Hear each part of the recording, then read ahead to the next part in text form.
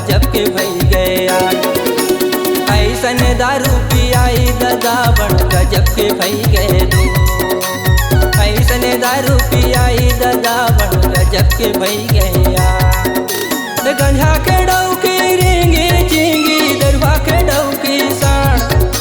गंजा के डौकी रेंगे चेंगी दरवा के डौकी साण। दरवा डौका माथ के गिर गए डौकी खवावा थे मार दादा बड़ गजब के भई गए दो। ऐसन दारू पियाई दादा बड़ गजब के भई गए दो। ऐसन दारू पियाई दादा बड़ गजब के भई गया।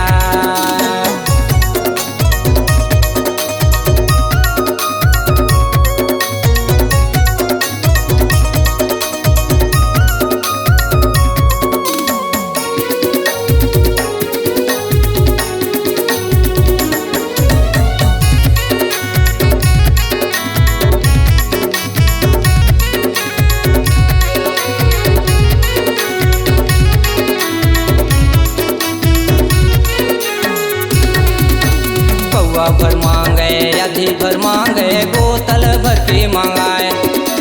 चना चरपट्टी में नहीं मजाया वैसा मुर्गा के चिकना बनाए।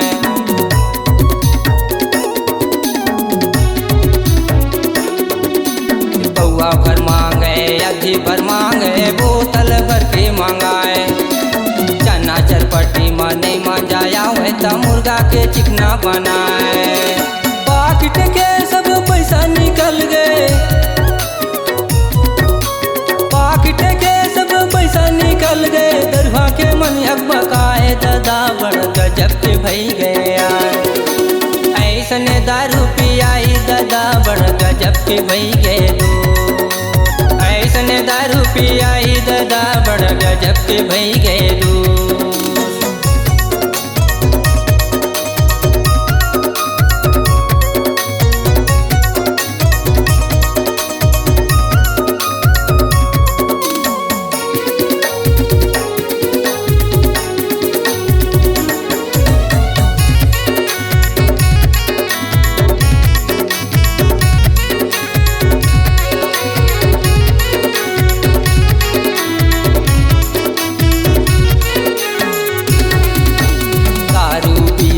घरे माया वे डौकीला मार कुदाए। थारी लोटन लगाना फंसा के संगे साथिन ला पियाए।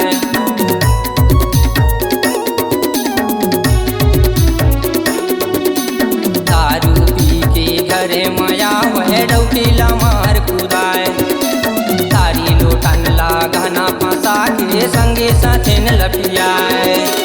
खेती बाड़ी सब फकट गंवा गए। खेती बाड़ी सब फकट गंवा गए। दरवा के मन पछताएगा बड़ गजब के भई गया। ऐसन दारू पियाई दादा बड़ गजब के भई गए दो। ऐसन दारू पियाई दादा बड़ गजब के भई गया। गंजा के डौकी रेंगे चेंगी दरवा के डौकी साण। गंजा के डौकी रेंगे चेंगी दरवा के डौकी साण। दरवा डौका माथ के गिर गए डौकी खवावा थे मार दादा बड़ गजब के भई गया। ऐसन दारू पियाई दादा बड़ गजब के भई गए दो। ऐसन दारू पियाई दादा बड़ गजब के भई गया। ऐसन दारू पियाई दादा बड़ गजब के भई गए दो। ऐसन दारू पियाई दादा बड़ गजब के भई गए दो। ऐसन दारू पियाई दादा बड़ गजब के भई गए दो।